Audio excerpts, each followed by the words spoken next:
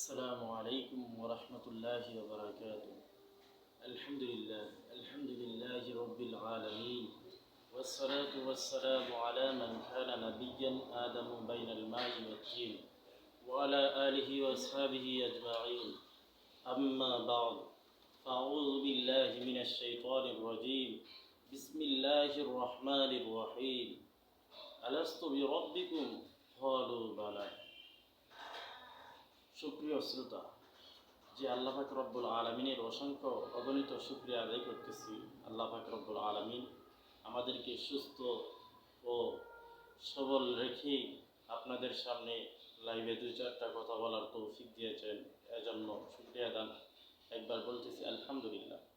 সুপ্রিয় শ্রোতা, আজকে আমাদের অনেকেরই যে ভিতরে সংশয় জাগে যে আমরা কয়টা জগতের মধ্যে বসবাস করছি বা করব, এই বিষয় নিয়ে আমি কিছু আপনাদের সামনে আলোচনা করব।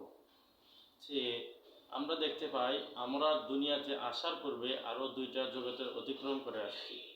একটা হচ্ছে আলমে আরওয়াহ, তারপরে আলমে আরহাম, তারপরে আমরা দুনিয়ার জগতে আলমে দুনিয়া, তারপরে আলমে বরজখ, তারপরে আমরা যাব আলমে আখিরাত। মোট 5টি আলম তথা জগতের মধ্যে আমরা বসবাস করব, যে সর্বমোট 5টি।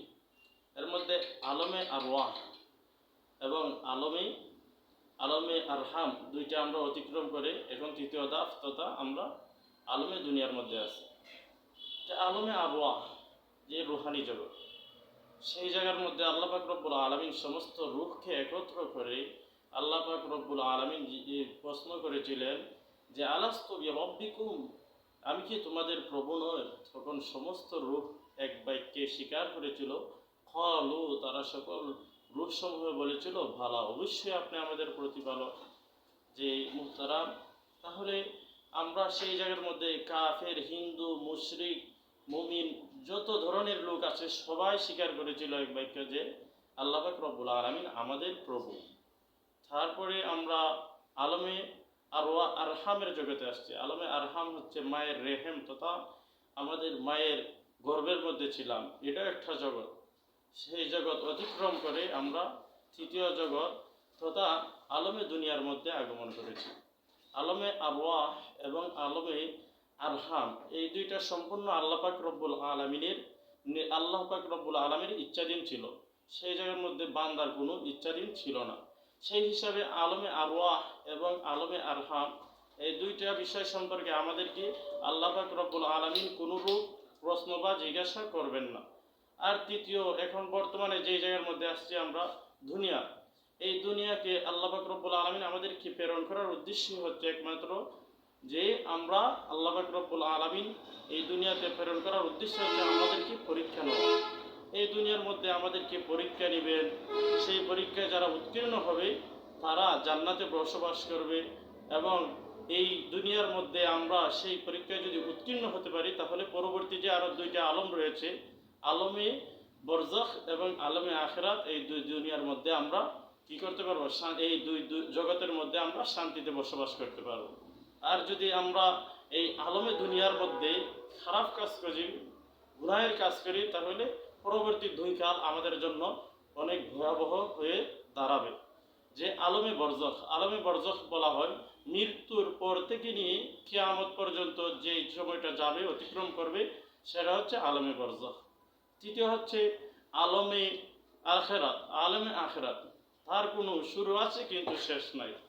যে আলমে আখিরাত সম্পর্কে বলা হয় যে আলমে আখিরাতের একটা দিন যে দুনিয়ার 50,000 বছরের সমান আলমে আরওয়াহ তথা আলমে আখিরাত তথা আখিরাতের একদিন হবে দুনিয়ার 50,000 বছরের নিয়ে। এই তুলনা আমাদের দুনিয়ার জিন্দিগি একদম কম এবং অল্প। তাই আমরা এই দুনিয়ার জিন্দিগি কিভাবে যে আল্লাহ পাক রব্বুল আলামিন এবং রাসূল সাল্লাল্লাহু আলাইহি সাল্লামকে পরিপূর্ণ অনুসরণ করে কিভাবে দুনিয়ার জিন্দিগি কাটিয়ে আমরা যেতে পারি, সেই দিক দিয়ে আমরা চিন্তা ফিকির করতে হবে। এবং আলমে আখিরাতের জন্য আমরা সম্পূর্ণভাবে এখন থেকে প্রস্তুতি নিতে হবে। দেখেন, আল্লাহ পাক রব্বুল আলামিন সেই আখিরাতের দিন যে একদিনের সমান 50,000, দুনিয়ার 50,000 বছরের সমান আখিরাতের শুধু একদিন হবে, সেই তুলনায় আমাদের দুনিয়ার মধ্যে বসবাস কয়েক মিনিটের মতন বসবাস করতেছি যে আমরা এইরকমই মনে হয়।